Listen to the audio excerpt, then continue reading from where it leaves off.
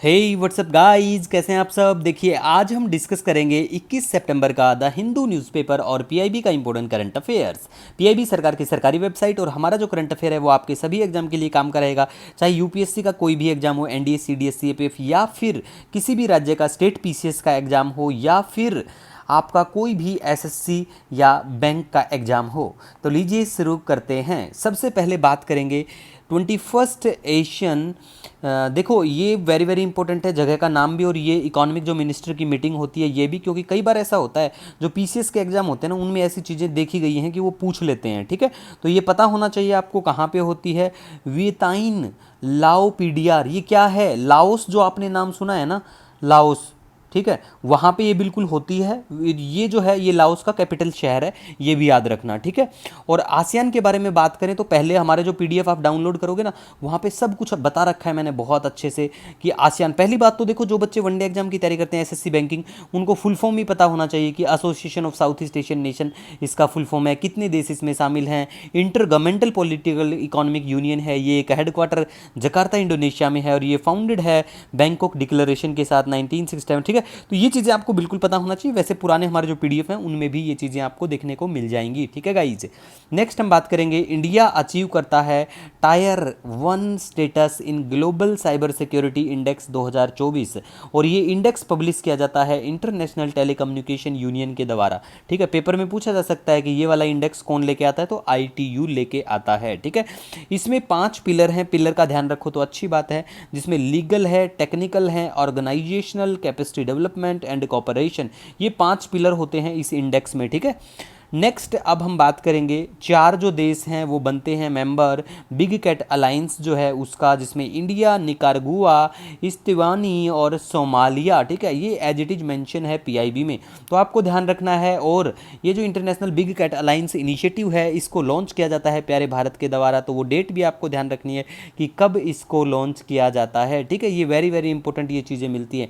और इस big cat alliance के साथ में क्या करेंगे हम लोग, 7 बिग कैट जो हैं उनको बिल्कुल उनके लिए ये अलायंस है, जिसमें से tiger, lion, leopard, snow leopard, cheetah, ये बिल्कुल जो भारत में आप, और जैगवार और पूमा। ठीक है, इनमें से ये जो 5 है ना ये तो भारत में बिल्कुल देखने को मिलेगी, जैगवार और पूमा जो है वो नहीं देखने को मिलेगा। ठीक है, तो ये भी आपको पता होना चाहिए। और इसमें कितने बिग कैट रेंज देश हैं, नॉन बिग कैट जो रेंज कंट्रियां हैं वो भी बिल्कुल इसका हिस्सा हो सकते हैं। ठीक है, अब आपको ये बताना है कमेंट करके कि भारत सरकार ने इसके लिए कितना पैसा देने की बात कही है। ठीक है, तो ये बिल्कुल पता होना चाहिए, क्योंकि वनडे जो एग्ज़ाम होते हैं उनमें ये चीज़ें डायरेक्ट पेपर में देखने को मिल जाती हैं। ठीक है, नेक्स्ट अब हम बात करेंगे यहाँ पे आईटी अमेंडमेंट रूल्स 2023। देखो अच्छे से खुद से सर्च करना और ये पढ़ लेना, बिल्कुल चर्चा में है।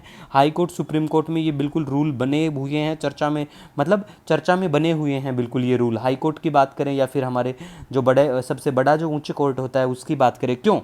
क्योंकि देखो कई बार बहुत सारे केस आते हैं। एक आपने सुना होगा ना पीआईबी फैक्ट चेक, ये सरकार ने खुद बना रखा है ये फैक्ट चेक। और इसके तहत पता है सरकार क्या करती है, मान लिया कोई भी इंफॉर्मेशन है सरकार के बारे में और वो मिसलीड है, गलत है, तो सरकार पता है इसके ऊपर डाल लेगी कि ये गलत है, और उसको मतलब कि ये वाली जो न्यूज़ आप सुन रहे हो ना ये गलत है, फैक्ट चेक के ऊपर डालती है सरकार। उसके बाद में पता है सरकार क्या करती है, उसके बाद में सरकार वो जो न्यूज़ जिस सोशल मीडिया प्लेटफॉर्म पे ज़्यादातर फैल रही है उस प्लेटफॉर्म को कहती है, इस पीआईबी के फैक्ट चेक के थ्रू, इस एक ऑर्गेनाइजेशन ही समझ लो आप इसको, पीआईबी फैक्ट चेक को। ठीक है, तो इसके थ्रू कहा जाता है कि आप इसको डिलीट करो। मतलब इससे तो ये हो गया कि सरकार अपने मर्जी से चला सारे काम अपने अंडर में करना चाह रही है। हम किसी सरकार की बुराई नहीं कर रहे हैं, ये कोर्ट ने कहा है। ठीक है, तो ये जजमेंट में साफ साफ वहां पे मेंशन है। ठीक है, ये मेरे वर्ड नहीं है, मेरे शब्द नहीं है, ये कोर्ट का कहना है। ठीक है, तो इसीलिए आपसे कहूंगा एक बार आईटी अमेंडमेंट रूल को खुद से पढ़ लेना। ठीक है गाइज, नेक्स्ट हम बात करेंगे इसरो के बारे में। देखो इसरो का फुल फॉर्म तो वनडे एग्जाम के बच्चों को पता होना चाहिए,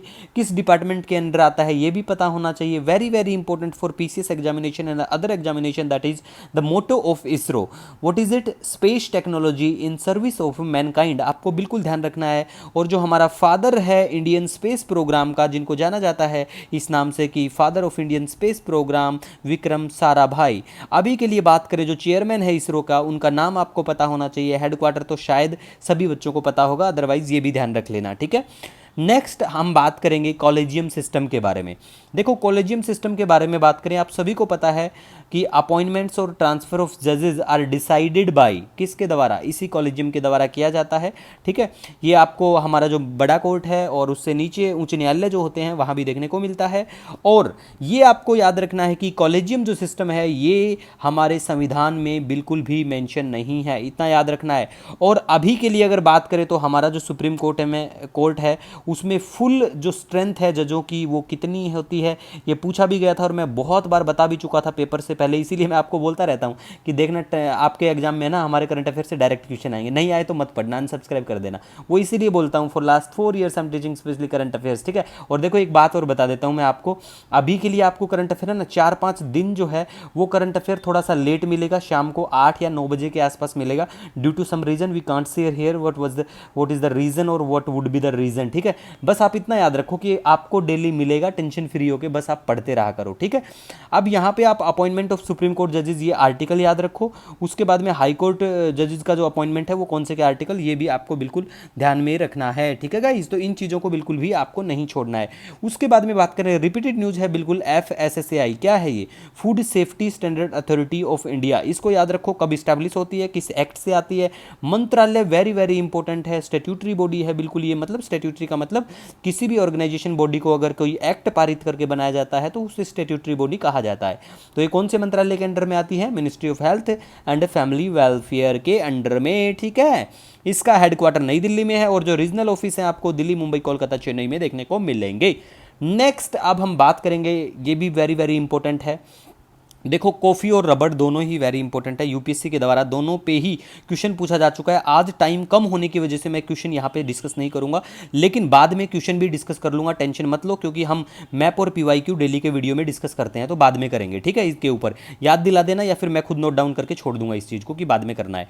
तो देखो कॉफ़ी जो है इसके बारे में बेसिक चीज़ें पता होना चाहिए। सबसे पहले तो यहाँ पर आपको पता होना चाहिए कि कॉफ़ी की अगर खेती करनी है तो उसके लिए टेम्परेचर कितना चाहिए, रेनफॉल जो है 150 से 250 सेंटीमीटर होना चाहिए, और दो टाइप की जो कॉफ़ी है जो फेमस है बिल्कुल, अरेबिका और रोबस्टा। ठीक है, तो ये पता होना चाहिए। भारत में कर्नाटक, केरल, तमिलनाडु में कॉफ़ी की खेती बिल्कुल की जाती है।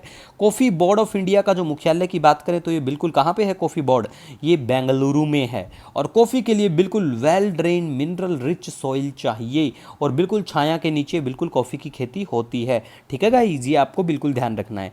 इसी के साथ ऐसे ही आपको रबड़ बोर्ड का मुख्यालय पता होना चाहिए, कहाँ पे है, चलो कमेंट सेक्शन में बताना रबड़ का मुख्यालय कहाँ पे है। ठीक है, और रबड़ की खेती केरला, त्रिपुरा और ये आपको बिल्कुल कर्नाटक हुआ, केरल हुआ, असम हुआ, तमिलनाडु, इन एरियाओं में बिल्कुल की जाती है। ठीक है गाइज, दूसरा यहाँ पे आपको ये भी ध्यान रखना है रबड़ के बारे में कि रबड़ के लिए टेम्परेचर आपको कितना चाहिए होगा। ठीक है, और रेनफॉल, क्योंकि देखो ज़्यादा चीज़ें अगर आप नहीं याद रख सकते हैं, टेम्परेचर, रेनफॉल और कौन कौन से लीडिंग प्रोड्यूसर जो राज्य हैं वो आपको बिल्कुल ध्यान रखना है। ठीक है, उसके बाद में हम बात करेंगे इंडिया का लार्जेस्ट ब्लास्ट फर्नेस कहाँ पे है, ये कहाँ पे है, कालिंगनगर। ठीक है, कहाँ पे है ये कालिंगनगर, ये ओडिशा में पड़ता है, बस इतना याद रखो और इतना कुछ नहीं है। ठीक है, उसके बाद में हम बात करेंगे यहाँ पे, ये है राजस्थान एटॉमिक पावर प्रोजेक्ट, ये अचीव किया है इसने क्रिटिकलिटी, एक ये समझ लो कि एक क्रिटिकली एक स्टेज होती है वो इसने अचीव करी है, रावत भाटा राजस्थान। ठीक है, तो ये आपको पता होना चाहिए। और ये जो है ये third in series of 16 indigenous 700 जो हमारे हैं प्रेशराइज्ड हैवी वाटर रिएक्टर उनमें, तो उससे पहले की अगर दो के बारे में बात करें तो फर्स्ट 2 में बिल्कुल ये हो चुका है और ये क्रिटिकल होता है। इससे पहले अगर हम बात करें तो ककरापुर एटॉमिक पावर स्टेशन है गुजरात में, ये भी याद रख लेना, तो ये आपको बिल्कुल ध्यान में रखना है गाइस।